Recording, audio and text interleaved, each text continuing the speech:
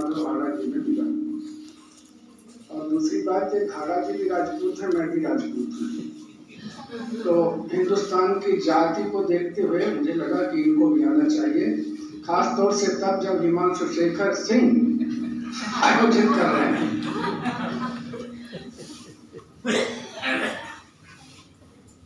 तो अच्छा लगा और बहुत महत्वपूर्ण बातें हुई, मुझे भी बहुत सारी यादें आई, जानकारियाँ हुई। अच्छा है, माधव जी ने सवेरे जो कुछ कहा उससे मैंने समझा कि किसी कवि को कैसे समझा जाना चाहिए। हम अध्यापक लोग कक्षा में केवल ये देखते हैं कि पिछले 10 सालों में सवाल कौन से आए हैं, उनके हिसाब से हम अपना व्याख्यान निर्धारित करें। व्यवहारिक तौर पर वो ठीक है, लेकिन उसमें कोई आदमी पैदा नहीं होता, कोई व्यक्तित्व तो नहीं पैदा होता। इसलिए बहुत सारे जो सफल लोग हैं वो कभी इस शब्द का अर्थ ही नहीं समझ पाते, सार्थकता भी कोई शब्द है। उधर शांति निकेतन में रविन्द्रनाथ के मित्रों में बहुत बड़े कलाकार, चित्रकार और चिंतक रहा करते थे, आचार्य नंदलाल बसु। तो अपने शिष्यों से कहा करते थे कि सफल होने की कोशिश कभी मत करना, अगर तुमसे कुछ हो सके तो सार्थक होने की कोशिश करना। Don't try to be successful but try to be meaningful. Successful में आप प्रधानमंत्री, राष्ट्रपति हो सकते हैं, लेकिन आप भगत सिंह होकर के लोगों के दिलों पर नहीं बैठ सकते। इस बात को ध्यान रखिए। मूल्य दो तरह के होते हैं, जैसे वो फेस वैल्यू है और एक इंट्रिंसिक वैल्यू है, उसी तरह से जीवन भी होता है। इसलिए उसको उसी तरह से समझा जाना चाहिए। खासतौर से हम लोग जो तमाम तरह की विद्याओं को छोड़ के भूलते भटकते साहित्य के पास आ गए, क्योंकि साहित्य जो है कभी सफलता की बात करता ही नहीं। आप लोग में से तो जो भी हो पैदा ही हो गए हैं, लेकिन कोई माँ बाप नहीं चाहता कि हमारे घर में कभी पैदा हो जाए। हालांकि आजकल कुमार विश्वास जैसे लोगों को देख के हो सकता है कुछ चाहने भी लगे कि पैदा हो जाए तो अच्छा है, घंटे 2 घंटे में 1-2 लाख रुपया आ जाएगा और धंधा चलता रहेगा। 20 लाख ज्यादा है। अच्छा, तो उसका परिणाम क्या होगा कि, लेकिन उनको ये पता नहीं कि जो धंधा वो कर रहा है और जो कबीर और मीराबाई, तुलसीदास वगैरह कर रहे थे, तो गुलशन नंदा की तरह वो 2-4 साल चलेगा, हिंदुस्तान भूल जाएगा, क्योंकि उसको फिर नया मनोरंजन चाहिए। उसको दिलीप कुमार के बाद अमिताभ बच्चन चाहिए। ये ध्यान रखिए। इसलिए दुनिया को हम कैसे समझें, चीजों को और जीवन को हम कैसे समझें। सवेरे बता रहे थे वो, मैंने जब इनकी किताब पढ़ी तो एक नई चीज मुझे जो मिली, और मैंने इनसे पूछा भी था, यार वो जब विधवा ही हो गई तो जौहर कैसे नहीं लिया उसने, क्योंकि राजपूतों का तो काम था। तो उन्होंने कहा ढेर सारी गालियां उसकी जेठानियां, नंदे, ये सब देती रहती थी, मतलब अच्छी औरत नहीं थी। जो एक मैंने वहाँ हमारे, मैं रिक्शा में पहले रहता था तो वहाँ महाराणा प्रताप जयंती मनाई जाती थी। वो सारे राजपूतों का सारा दिमाग तो यहाँ होता है ना, घुटना दिमाग। तो उसने कहा कि आप कभी नहीं आते महाराणा प्रताप की जयंती में। तो मैंने कहा कि क्या करना है वहाँ। तो उसने अंततः कहा कि आप किस शर्त पर आएंगे। तो मैंने कहा कि एक शर्त पर आऊंगा कि मीरा जयंती मनाइए तो मैं आऊं।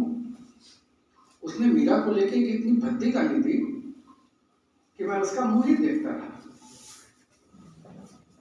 तो स्थिति ये है कि कौन लोग किसको किस निगाह से देखते हैं।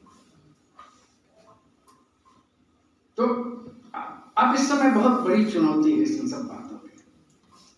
जैसे कि हमारे नौजवान मित्र सर्वेश सिंह में बहुत सारी ओजस्वी बातें ऐसी की, तो मैं समझ रहा था, मुझे लगने लगा कि मैं कहीं साहित्य के मंच पर नहीं हूँ, किसी राजनेता के मंच पर हूँ, लेकिन उनकी उम्र ऐसी है इसलिए वो कर सकते हैं, और मेरी उम्र तो 85 साल है, तो अब मैं कर भी क्या लूँगा। तो उस स्थिति महात्मा महाराज जी का जो वक्तव्य था सवेरे का, वो बहुत वो उस समय की सामाजिक राजनीतिक स्थिति और जो लोकेल था वहाँ का, वो बता रहे थे। हमारे अवध में कुछ और ढंग से खाया पिया सोचा जाता है, राजपूताने में कुछ अलग ढंग से सोचा जाता है, इसलिए अवध में बैठ के आप राजपूताना की स्त्री के बारे में ज्यादा नहीं जान सकते। वैरायटी बहुत ज्यादा है। मैं उधर कर्नाटक और तमिलनाडु में कभी कभी जाता हूँ, कभी महाराष्ट्र में जाता हूँ, तो वहाँ पता लगा कि साहब वो जो हिंदुओं का मुर्दा है वो गाड़ा जाता है, जलाया नहीं जाता। लिंगायत संप्रदाय वाले ये लोग गाड़ते हैं, जलाते नहीं, वो भी हिंदू हैं। और आंध्र में वो रेड्डी लोग जो हैं वो क्या करते हैं कि वो अपनी भांजी से शादी करते हैं। अब आप सोचिए, वो सब हिंदू हैं। और युवा पर एक कविता लिख दी, खजोराहा अवध में अपनी सगी बुआ से तो नहीं, लेकिन हाँ गाँव की बुआ से मजाक मजाक चल जाता है। अलग अलग है विविधता, इसलिए वो ठीक कह रहे थे कि आप उसकी जमीन से पहचानें। अगर आप उसकी जमीन से उसको उखाड़ देंगे तब समझना बड़ा मुश्किल हो जाएगा कि आप बनारस में और इलाहाबाद में पहुंच के आप मीराबाई को समझ लें।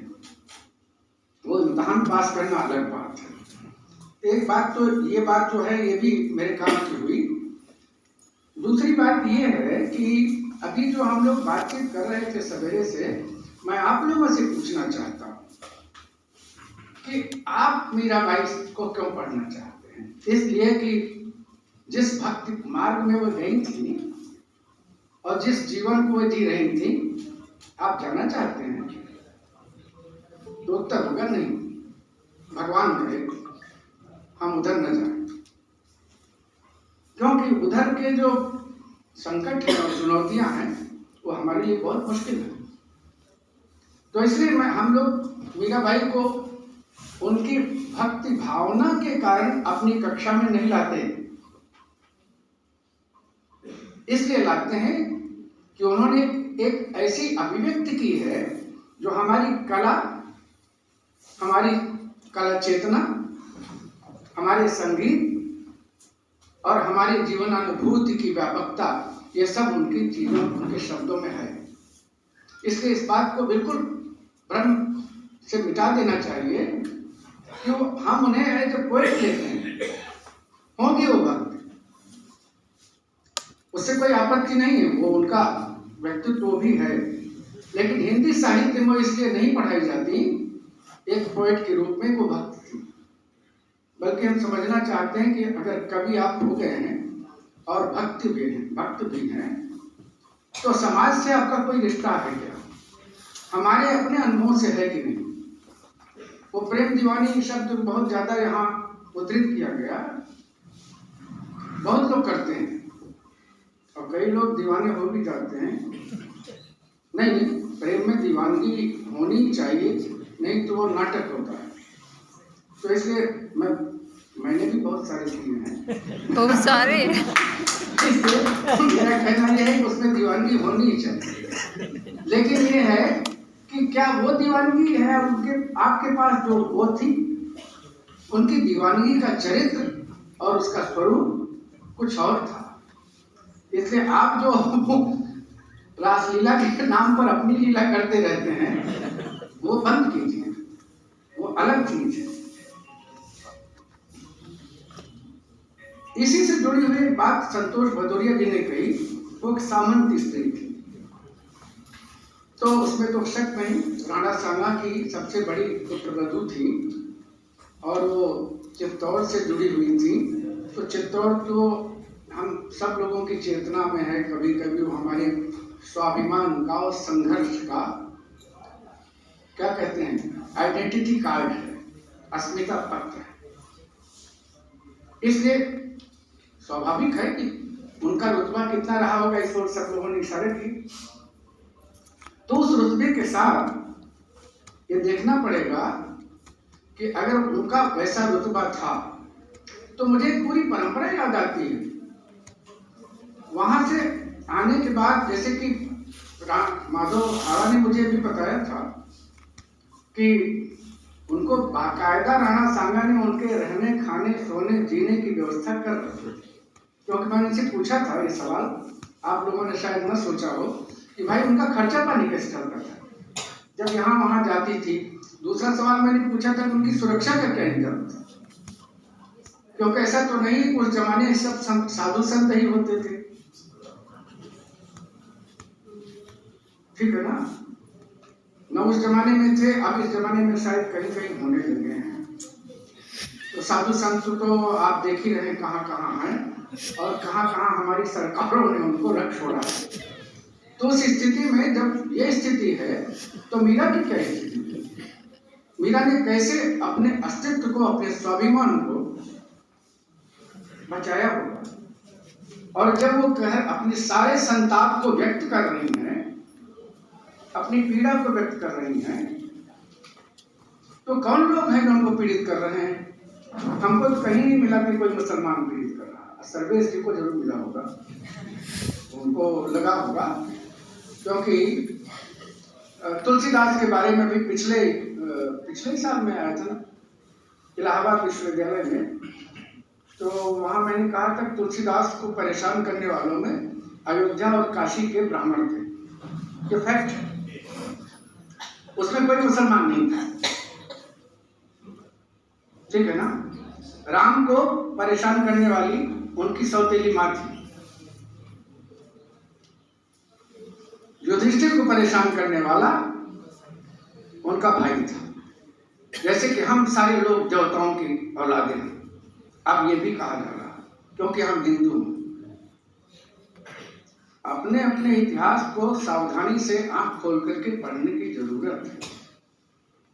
इसलिए मीराबाई का जो जीवन था वो अगर कांटों से भरा था तो उनकी राह में जो भी कांटे थे वो बोने वाले उनके अपने ही लोग थे, दूसरे लोग नहीं। तो एक बात तो मैं कहना चाहता हूँ, शशांक जी ने कुछ बातें कही, एक बात तो भाषा वाली मैं बात में उठाऊंगा। उन्होंने संप्रदाय वाली बात उठाई थी, वो किसी एक खास संप्रदाय से पहचानी नहीं जाती, यही बात है शायद। तो ठीक भी है, ये संप्रदाय क्या चीज है पहले अपन इसको समझें। आजकल ये शब्द चलता है खूब, राजनीति में भी खूब चल रहा है संप्रदाय, ठीक है ना। और कई बार लोग मुझसे पूछते हैं साहब आप संप्रदाय का क्या अर्थ समझते हैं। धर्म को और जीवन को देखने का एक जो तरीका है, पूजा का जो तरीका है, कुछ लोगों को आपने देखा होगा यूं तिलक लगाते हैं, कुछ लोग यूं लगाते हैं, कुछ लोग यूं लगाते हैं। ये अलग अलग संप्रदाय हैं और उनका मतलब है कि हमारे लिए जीवन सत्य इतना ही है।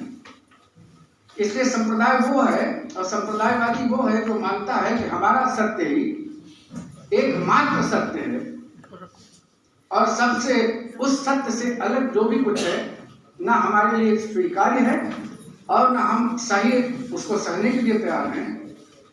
इसलिए जैन दर्शन में एक बहुत अच्छी बात कही गई और बहुत पहले एक सिद्धांत आया अनेकांतवाद,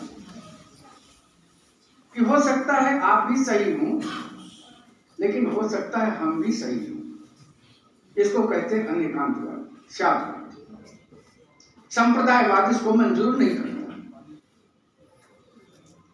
वो कहता है जैसे हम जीते हैं वैसे तुम जियो, जैसे हम कपड़ा पहनते हैं वैसे तुम कपड़ा पहनो, जैसे हम देखते हैं वैसा तुम देखो। मतलब आंख तो तुम्हारी रहे फिर लेकिन देखो वो जो मैं चाहता हूं। इससे इतनी सारी आंखें सृष्टि में दी गई हैं, क्या सिर्फ ऐसे ही एक ही जगह एक ही ढंग से देखने के लिए दी गई? अगर सब ने एक दृश्य देखा होता तो दुनिया इतनी एक रस होती कि हम उस पर थूकने लगे। हमारे वैविध्य में जो सौंदर्य है वो सांप्रदायिक दृष्टियों में नहीं है। इसलिए अगर उन्होंने ऐसा कहा तो मैं समझता हूँ ठीक ही कहा, क्योंकि संप्रदाय में या छायावाद में या प्रगतिवाद में अगर कोई सीमित हो गया तो फिर वो उसी सीमा में रह जाएगा। जैसे निराला को कहा जाता है वो रोमांटिक पोएट थे, रोमानी कवि थे, स्वच्छंदवादी कवि थे, मतलब वो किसी भी बात का अतिक्रमण करते थे। कामायनी एक छायावादी काव्य है कि नहीं है, रघुवंश एक शैववादी कवि है, वो काव्य है कि नहीं, ये मीनिंगफुल नहीं है। मीनिंगफुल ये है कि उसकी मूल अनुभूति हमसे क्या रिश्ता रखती है, तो उस बात को समझ के रखना चाहिए। इसलिए से शुक्ला जी ने अच्छी बात कही, लेकिन एक बात ऐसी कही जिससे मैं सहमत नहीं हूँ, हो सकता है और लोग सहमत हों। इन्होंने एक बात कही जिसको मैंने नोट किया कि वहाँ मीरा के काव्य में और भक्ति काव्य में कोई आधुनिकता नहीं। हो सकता है इनके लिए ना हो, लेकिन रामविलास शर्मा जी ने करीब 1965-66 में एक आर्टिकल लिखा था, तब मैं रिसर्च कर रहा था, धर्मी में छपा था कि हमारा पहला नवजागरण जो है भक्ति आंदोलन, और उनकी किसी किताब में भी होगा, आप उसको देखना। हाँ, ये जो बात उन्होंने कही है, ये जागरण क्या चीज है, इसका मतलब हम कहीं सो रहे हैं, और सोने का मतलब है मुहावरे में लेंगे तो हम अपने आप कहीं न कहीं से अंधेरे में थे। निराला जी की कविता बड़ी अच्छी है, बड़ी खूबसूरत महत्वपूर्ण कविता है, वरदे मेरा वादिन वरदे। उसमें एक पंक्ति आती है विद्या जी, काट अंध उर के बंधन स्तर। मुझे मालूम नहीं हमारे अध्यापक मित्र इसका क्या अर्थ लगाते हैं, लेकिन बहुत गहरी पंक्ति है, क्योंकि पहले कह चुके हैं प्रिय स्वतंत्र रहो, अमृत मंत्र लो। तो काट अंध उर के बंधन स्तर का मतलब क्या है? लेयर्स पर लेयर, लेयर्स पर लेयर, लेयर्स पर लेयर हमारे गुलामियों के, अंधविश्वासों के, रूढ़ियों के पर्दे पड़े हुए हैं। इन सारे स्तरों को काटो तब तुम आजाद हो, ये मैं अर्थ लगाता हूँ। तो मेरा ये कहना है कि आधुनिकता किसे कहेंगे हम? क्या वो हम आयात करेंगे? कई लोग हमारे, मैं तो अक्सर अध्यापकों के बीच में कब जाना होता है, ज़्यादातर लेखकों के बीच में जाना होता है, तो कई लोगों ने कहा कि भारत में आधुनिकता क्या है, तो हमने कहा ये बताइए, आज़ादी के आंदोलन में चरखा जो है ये मॉडर्न है कि एंटिक्विटी है? क्योंकि चरखा के पीछे स्वदेशी है और स्वदेशी के पीछे स्वाधीनता। ये मॉडर्निटी है कि एंटी मॉडर्निटी? इसलिए चीजों को देखने का जो हमारा रवैया, जब वहां कहा जा रहा है कि हम जात पात कुछ नहीं मानते, ये छोटी पंक्ति नहीं है कि जात पात पूछे नहीं कोई।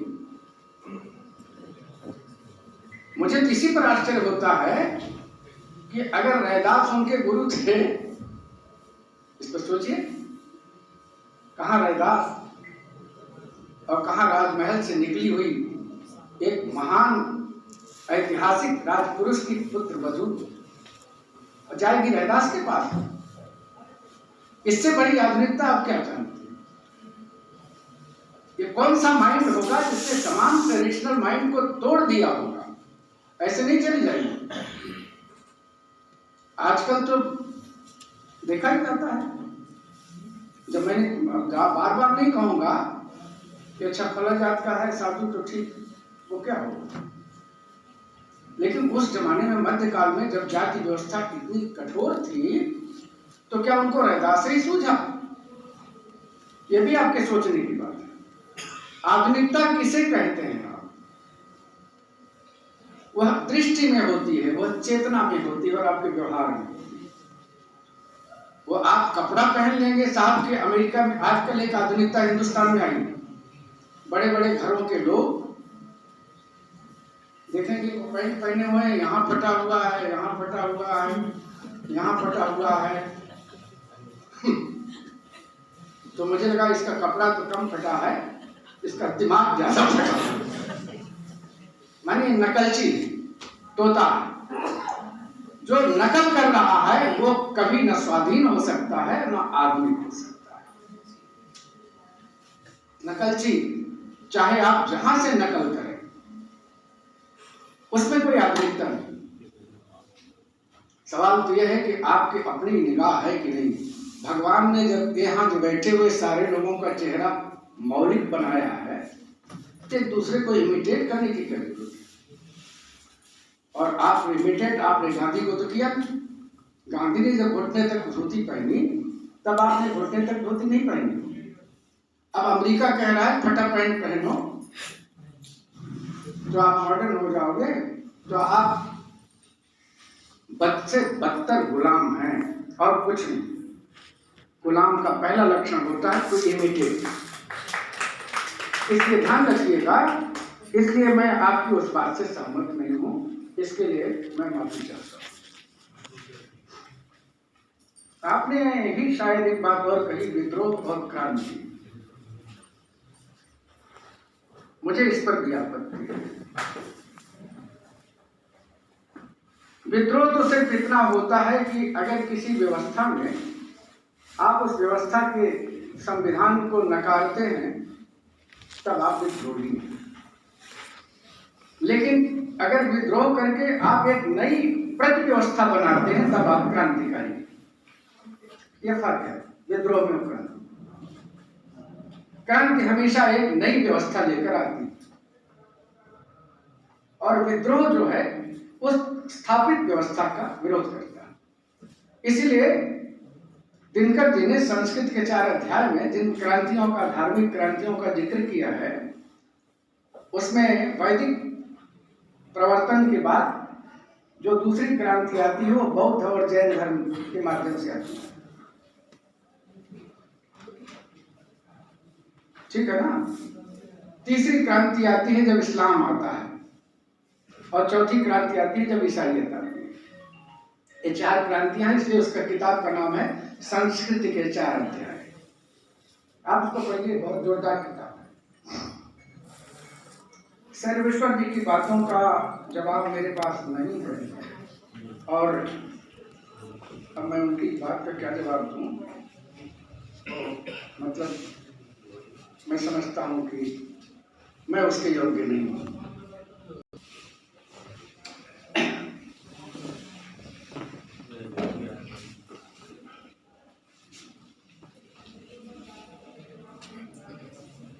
ये हमारे मित्र संतोष जी ने बहुत महत्वपूर्ण बातें कही और श्रद्धा जी ने जो कुछ कहा ही। मैं ये कहना चाहता हूँ क्योंकि अभी जो मीरा वाली किताब हिमांशु जी ने संपादित की है उसमें मेरा भी एक लेख है, इनका तो है ही। और कल रात को भी हम लोग एक ही कमरे में ठहरे हैं, तो जब तक हम जगते रहते हैं तब तक मैं इनसे एक जिज्ञासु विद्यार्थी की तरह मीरा को लेकर पूछा करता हूँ, क्योंकि जिससे मुझे नहीं मालूम है। अब वो मुझसे नहीं पूछते तो मैं ही पूछता रहता हूँ। कुछ ना कुछ तो संवाद होना चाहिए। तो इसलिए मीरा को लेके बहुत सारी बातें, क्योंकि ये नया पढ़ रहे हैं, इनके पास इनका दिमाग नया है, तो जिसके पास नया हो, जैसे मैंने एक दिन अपनी पोती से कहा, वो मीडिया में थी, तो मैंने उससे कहा कि वो जो ये एक्ट्रेस है इसका नाम क्या है, तो पहले तो खूब मुझ पर हंसी। तो मैंने कहा तुम हंस कर रही हो? तो उसने कहा आपको ये भी नहीं मालूम है? तो मैंने कहा अगर सब मुझे ही मालूम हो जाएगा तो तू क्या करेगी? मैं तो नाम ही पूछ रहा हूँ ना। मैंने उसको इस बात के बहुत आश्चर्य था कि मैं इतना बड़ा विद्वान हूँ और ये जो एक्ट्रेस है इसका नाम नहीं जानता। अब आप देखिए आनंद और माने राष्ट्र क्या है। तो मेरा ये कहना है कि मीरा को जानने के लिए मैं तो एज ए पोएट ही देखता हूँ, क्योंकि ना मेरी आध्यात्मिकता में कोई रुचि है, ना मुझे संतई में कोई रुचि है, क्योंकि मुझे तो एक ही बात समझ में आती है हिमांशु जी कि अगर आप अच्छे इंसान हो गए हैं तो उससे बड़ा संतत्व तो कुछ होता ही नहीं। अगर आपके पास वो जो गालिब ने कहा कि बस कि दुश्वार है हर काम का आसान होना, आदमी को है मैं असर नहीं इंसान हूं। और वो नीरज ने अपनी किताब पर लिख दिया कि 10 यही अपराध मैं हर बार करता हूं, आदमी हूं, आदमी से प्यार करता हूं। तो जिसको आदमी देख के ही परेशानी होने लगे, अब ऐसे लोग भी हैं जमाने में। आप ऐसे क्यों पहने हुए, आप ये क्यों खा रहे हैं? आपने इस रंग का कपड़ा क्यों पहन कर रखा है? तो ऐसे जमाने में आप आदमियत कैसे तलाशेंगे, क्योंकि उनकी पहचान तो खाने, कपड़े और आपके खड़े होने के ढंग पर है। उनको ये पता नहीं कि भारत में कौमुदी महोत्सव होता था। हम लोग गांव के हैं, तो जिस दिन वो बसंत पंचमी हुई ना, उसी दिन से वो जो बुढ़े हैं ना, उनमें भी जवानी आ जाती है, वो होली के मूड में आ जाते हैं। तो ऐसी स्थिति होती है। तो मैंने कुछ प्रेम कविताएं लिखी, तो मेरे एक छात्र ने कहा, सर एक बात पूछूं? मैंने कहा क्या? तो कहने लगा, इस उम्र में?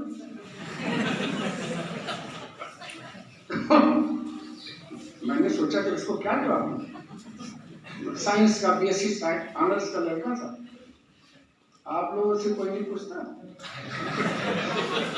तो हुआ क्या, तो मैंने कहा कि इसको कैसे समझाएं। तो मैंने कहा कि तुम शाम को 5 बजे मेरे पास आना। तो मैं जहाँ रहता हूँ उसके पास ही उसका पुलिस इंस्पेक्टर का, सर्कल इंस्पेक्टर का लड़का था। मैंने कहा तुम शर्मा तुम आना, अपन घूमने चलेंगे। गया तो यही महीना था, नहीं फरवरी का महीना था। तो एक पेड़ जो है मैंने देखा करीब 70-80 साल का बूढ़ा पेड़ होगा, उसमें बौर आई हुई थी। मैंने कहा शर्मा ये पेड़ में क्या आया हुआ? तो हंसा, सर इतना नहीं पहचान क्या? मैंने कहा मैं तुमसे जानना चाहता था कि तुम भी पहचानते हो क्या? तो उसने कहा कि है सर, आम है और बौर है। हमने कहा कि वैसे इसकी उम्र क्या हो? उसने कहा सर ये तो दिख रहा है काफी पुराना है, 70-80 साल का। हमने कहा उस साले में बौर है।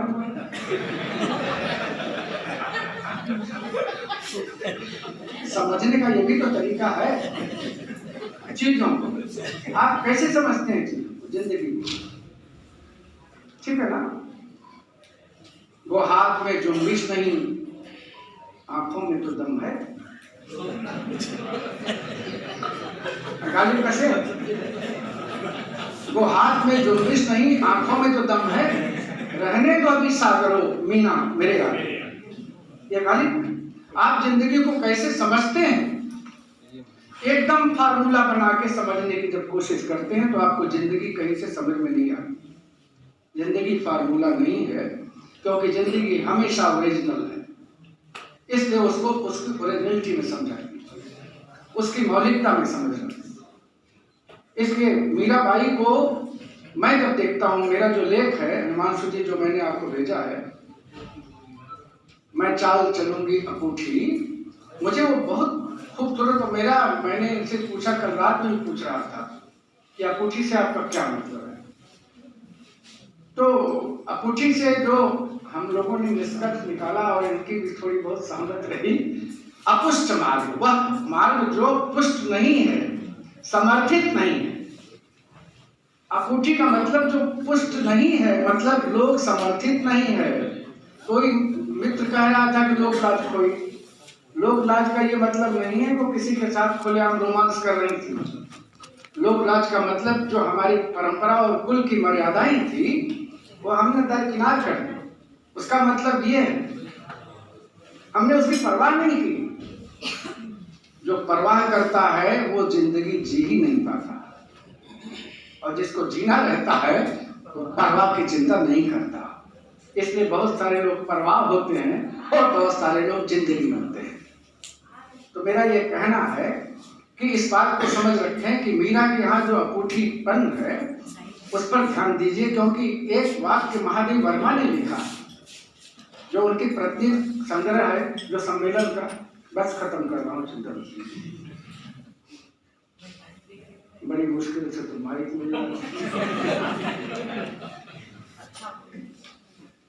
नहीं, अच्छा बुरा तो आप जाने, मैं तो बोल रहा हूँ। ऐसा है, अगर मनहूस की तरह आप बैठे, हम भी बैठे, तो वक्त नहीं कटेगा, ठीक है ना। तो मेरा ये कहना है कि ये जो अपूठीपन है मीरा का, अमर्यादित चाल। हाँ, तो महादेव वर्मा ने पंक्ति लिखी हिंदी साहित्य सम्मेलन की जो किताब है, उसमें है पंथ होने दो अपरिचित, प्राण रहने दो अकेला। माधव जी देखिए इस पंक्ति को, ये मेरी बहुत प्रिय पंक्ति है। पंथ होने दो अपरिचित। तो मीराबाई का पंथ भी अपरिचित था, लेकिन दिक्कत ये थी, या खुशी थी, या विशेषता ये थी कि उनके पास प्राण था। कई लोग सांस लेते हैं लेकिन उनके पास जिंदा रहने का प्राण नहीं होता। वो जीते रहते हैं बायोलॉजिकली, लेकिन हर दृष्टि कल्चरली मरे रहते हैं। मीराबाई जो सिंबल ऑफ कल्चर, स्त्री की संस्कृति की भी कल्चर है और भारतीय स्त्री की भी कल्चर है और हमारी परंपरा की भी पहचान है। तो मैं समझता हूँ कि मीराबाई को पढ़ते हुए आपको इन सारी दृष्टियों पर विचार करना चाहिए, और समझता हूँ कि थोड़ा बहुत जो कुछ बचा था इन लोगों से मैंने आपसे कहने की कोशिश की, और फिर कभी मौका मिलेगा तो कहेंगे। धन्यवाद।